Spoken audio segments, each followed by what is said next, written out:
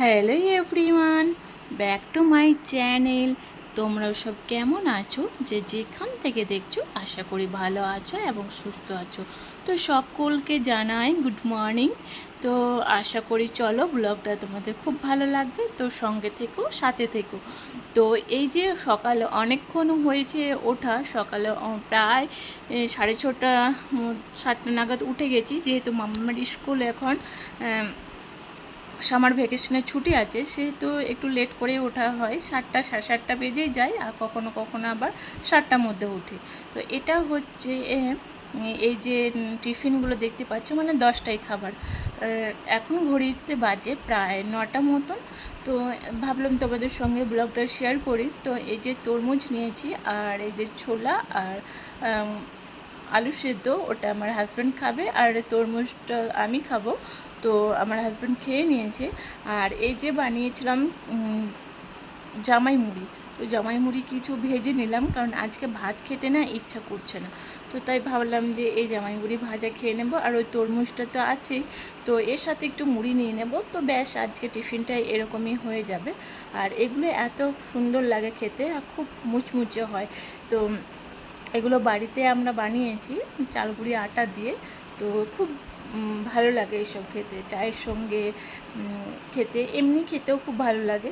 তো এটা কালারিং করেছে একটি হলুদ দিয়ে আর একটি হোয়াইট দিয়ে, মানে কিছুই কালার দিই নাই, যেটা হয়েছে হোয়াইট, মানে ব্রাউন হয়েছে, সেটা কিছুই দিইনি। দেন তারপরে এই যে চলে এসছি আবার রান্নাঘর থেকে, কারণ আমাদের বাড়িতে একজন এসছিল, মানে জাম দিয়ে গেছে। ওনাদের বাড়িতে জাম গাছ অনেক বড় আছে, ওনারা জাম পেরেছে, তাই পাশের গ্রামগঞ্জে যেগুলো হয়ে থাকে সে তাই জাম দিয়ে গেছে। তো ভাবলাম তো চলো এই গামলার মধ্যে ঢেলে নিই, তাহলে না ধুয়ে পরিষ্কার করে রাখলে তুমি যখন তখন মুখে দিতে পারবে আর খেতে পারবে। আর প্লাস্টিকের মধ্যে থাকলে সেই জিনিসটাও একটি একটি করে বের করে খাবে, আর সেই জিনিসটা বারবার ধুতে হবে। তো যেহেতু বাচ্চা আছে, বাচ্চা আমার মনে হয় বাচ্চা থাক আর নাই থাক, তো থাক বা না থাক কোনো ম্যাটার করে না। ম্যাটার হচ্ছে তুমি সব জিনিস পরিষ্কার পরিচ্ছন্ন করে যদি রাখো, তাহলে সব সময় তুমি মুখে তুলে খেয়ে নিতে পারবে, সেটা ধোয়ার কোনো প্রবলেম হবে না। আর অনেকগুলো জাম দিয়ে গেছে এবছর, প্রথম আমি এই মুখে দিচ্ছি জাম। তো জাম কে কে আমার মতন পছন্দ করো অতি অবশ্যই তোমরা কিন্তু কমেন্ট করো। আর তোমাদের কমেন্ট মাঝে মধ্যে যখন তোমরা করো, তখন আমার কিন্তু খুব ভালো লাগে পড়তে। আর ওই জন্যেই আমার খুব এনার্জি দেয় যে না, এটা ব্লগ করি, ওটা ব্লগ করি, এটা দেখাই, তোমাদের সঙ্গে শেয়ার করি। তো এই জাম মাখা কিন্তু ভীষণ খুব ভালো লাগে খেতে। আমার বাবার বাড়িতে কিন্তু এই জাম থাকলে জাম মাখা করবে, জাম চটপটি করে, মানে অনেক রকম জামের রেসিপি, জামের অনেক রকম ভ্যারাইটি, তুমি অনেক রকম কিন্তু বানাই ওনারা। আর আমি যেহেতু শ্বশুরবাড়িতে, কারণ এগুলো করতে অনেক সবাই যদি পছন্দ করে খেতে, তাহলে মানে করতে ভালো লাগে। আর যেহেতু এটা সবাই আমাদের বাড়িতে লাইক করে না, জাস্ট আমি, মা আর আমার মেয়ে, এই তিনজন মিলে খায়, বাকিগুলো খুব একটা পছন্দ করে না। মামাম দেখতেই পাচ্ছ কিন্তু খেতে বসে গেছে, আর আমি এগুলো কিন্তু না জলে ধুয়ে দিয়েছি, আর গামলার মধ্যে রেখে দিয়েছি, তাহলে যখন তখন মুখে দিতে পারবে। তো মামামকে বলছি কেমন টেস্টি, মামাম বলছে ভীষণ টেস্টি, কিন্তু মামাম আমার জিভটা না এই যে দেখাচ্ছে হাঁচু করছে। আমি বলছি যে মামাম তুমি না মুখে হাত দিয়ে হাঁচু দেবে, হ্যাঁ? তো বলছে ঠিক আছে মামাম। তো মামামের ঠান্ডাও লেগেছে। তো আগের একটা নেক্সট তোমাদের ব্লগে দেখিয়েছি যে ওয়েদারটা চেঞ্জ হওয়ার সাথে সাথে প্রত্যেককে শরীরটা খারাপ হয়ে যাচ্ছে।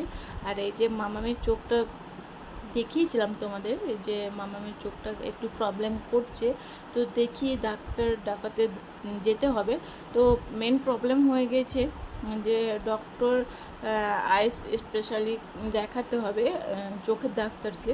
তো মামামের এটা কখনো মাঝে মধ্যে কি হচ্ছে, চোখটা প্রচণ্ড পরিমাণে একদম খচখচ করে না, সেরকম টাইপের হচ্ছে।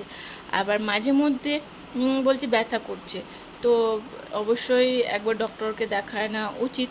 তো ইনশাল্লাহ দেখা যাক কবে যাওয়া হয়, কারণ আমার হাজব্যান্ডের তো অফিস যাচ্ছে হচ্ছে, এখন একটু চাপ আছে, তো সেই জন্যই কিন্তু এখন যাওয়া হয়নি। এমনি ওষুধ দোকান থেকে মানে মেডিসিন শপ থেকে একটি ওষুধ নিয়ে এসছে, মানে ড্রপার নিয়ে এসছে, সেই ড্রপারটা লাগাচ্ছি। আর কেউ কেউ বলছে মাসুন না কি একটা, যাই হোক একটি কিছু একটা শব্দ আছে, সেটাই হয়ে থাকে। ওটার জন্যও কিন্তু মাম্মামকে দেখবে, মাম্মামে একটি মাদুলি পড়ে আছে, কারণ ওটার জন্য একটি মৌলানা সাহেব একটা তাবিজ দিয়েছে, তো সেক্ষেত্রে ওটাও ট্রিটমেন্ট চলছে। তো সব মিলেমিশে না আমার মনে হচ্ছে এখনও অবধি মামামের চোখের লালটাকে না এখনও কাটেনি। তো সব তো ট্রাই করে একবার দেখেই নিলাম। দেখি স্যাটারডে না সানডে তো ইনশাল্লাহ ডক্টর দেখাতে যাব। একবার অবশ্যই দেখানো উচিত। প্রায় 10 থেকে 15 দিন হয়ে গেছে, তো কিন্তু আমার মনে হচ্ছে না যে এতটুকু কমেছে। আর এই জামগুলো কেমন লাগলো তো অবশ্যই তোমরা অবশ্যই কমেন্ট করো। আর এই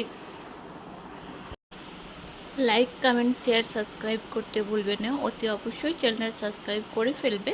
আর যারা অলরেডি সাবস্ক্রাইব করে ফেলেছো তাহলে তাদেরকে অসংখ্য ধন্যবাদ। তোমাদের ছোট ছোট কমেন্ট আমাদের পড়তে খুবই ভালো লাগে, অনেক মোটিভেশন দেয়। আর এই যে সন্ধ্যার পর মানে সন্ধ্যা নেমে এসছে আর মামামকে টিউশন থেকে চলে এসছে, তো মামাম বলছে মামাম আমার সাথে খেলা করুন। আর এই যে আমার শ্বশুরমশাই মানে আমার মামামের দাদার রেশনের এই যে কার্ডগুলো, সেই কার্ডগুলো একটু বাড়ি বানিয়েছে। আর এই যে একটি চুলো বানিয়েছে, আর এই যে প্রেশার কুকার বসিয়েছে, আর এর মধ্যে একটি বেবি শুয়েছে, এই যে ঢাকা দিয়েছে।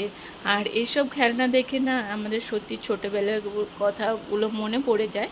তো আর এর মধ্যে কিন্তু জল রেখেছে, জল দিয়ে সব কিছু রান্না করার জন্য। তো আমি বলবো আমরা যতটা পরিমাণে খেলাধুলা পেয়েছি, এখন জেনারেশনে বাচ্চারা একদম কিন্তু সেই খেলাধুলাটা কিন্তু এখন আর পায় না। এখন বেবি বেরোনোর সাথে সাথে 1.5 থেকে 2 বছরকার ছেলেমেয়েরা স্কুলে ভর্তি করে অ্যাডমিশন হয়ে যাচ্ছে। আর আগে আমাদের তখন 5 বছরে না হলে ভর্তি হতো না, মানে যেহেতু আমরা বাংলা মিডিয়াম থেকে পড়েছি। আর এখনকার জেনারেশনের ছেলেরা যেমনই হোক না কেন, তোমাকে একটু বাচ্চা দিয়ে একটু ভালোভাবে পড়ানোর চেষ্টা করছে। তো আমার এই ব্লগটা এতটুকুই, আবার নেক্সট ব্লগে